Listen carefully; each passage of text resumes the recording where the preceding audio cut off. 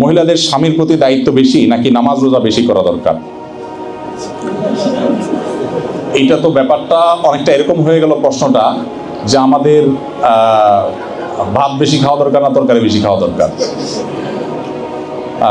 আসলে দুইটাই আপন জায়গায় পরিমিতভাবে প্রয়োজন।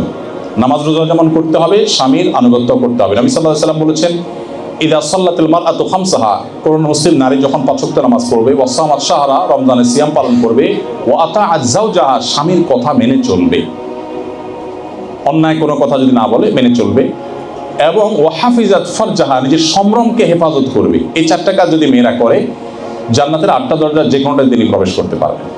তো আমাদের মা বোনদের জন্য আমি বলি, এটা তিতা করলার মতো আমল। সবই ভালো লাগে, কিন্তু যে স্বামীর কথা শোনাটা, এটা আসলে বেশিরভাগ বোনদেরই ভালো লাগে না, যে এইটা না বলে অন্য কিছু বলেন।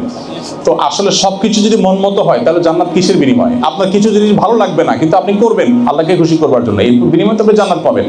আমাদের ট্রিটমেন্ট তো সবসময় আমাদের কাছে ভালো লাগে না, কিন্তু আমাদের করতে হয়, সো সেটা আমাদের মাথায় রাখতে হবে।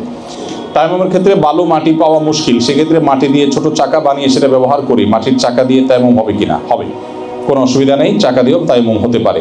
দাঁড়িয়ে পেশাব করা যাবে কিনা, করলে কোনো ক্ষতি হবে কিনা? শারীরিকভাবেও দাঁড়িয়ে পেশাব করা স্বাস্থ্যের জন্য ভালো না, এ বিষয়ে বিশেষজ্ঞগণের যেরকম বিভিন্ন মতামত রয়েছে। সেই সাথে নবী সাল্লাল্লাহু আলাইহি ওয়াসাল্লাম নিষেধ করেছেন দাঁড়িয়ে পেশাব করতে, এই জন্য এটাকে উলামায়ে কেরাম মাকরুহ বলেছেন। তবে হারাম পর্যায়ে না, একেবারে চরম নিষিদ্ধ পর্যায়ে না, নিষিদ্ধ, অ্যাভয়েড করা উচিত। যদি কেউ এমন কোনো পরিস্থিতিতে পড়ে যেখানে আসলে বসবার কোনো পরিস্থিতি নাই, দাঁড়িয়ে করা ছাড়া কোনো উপায় নাই, তখন সেক্ষেত্রে তার জন্য শুধুমাত্র জায়েজ আছে।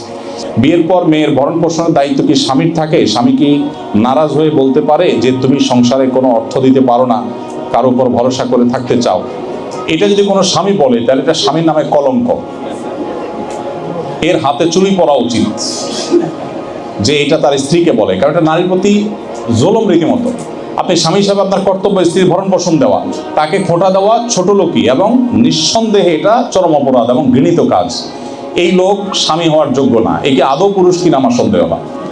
ভাই হিসাবে ভাই বোনের ছেলে মেয়েদের নামাজের জন্য তাগিদ দেওয়ার ব্যাপারে আমার কতটুকু দায়? তারা সবাই বিবাহিত, এই জন্য আমাকে আল্লাহর কাছে কি জবাবদিহি করতে হবে? অবশ্যই আপনার দায় আছে, যতটুকু আপনার সাধ্যে আছে। আপনি তাদের ফিনান্সিয়ালি দায়িত্ব পালন করেন, সো আপনি সেটা বন্ধ করে দিবেন, চাপ দিবেন তাদেরকে সৎ পথে আনার জন্য, সাধ্য অনুযায়ী চাপ দিবেন। আমি বলছি না যে তাদেরকে আপনি ফিজিক্যালি আপনাকে অ্যাটাক করতে বলছে, না, চাপ দিবেন, বোঝাবেন তাদেরকে, সেটা আপনার করতে হবে। তারপর যদি না করে, আল্লাহর কাছে দায় নাই।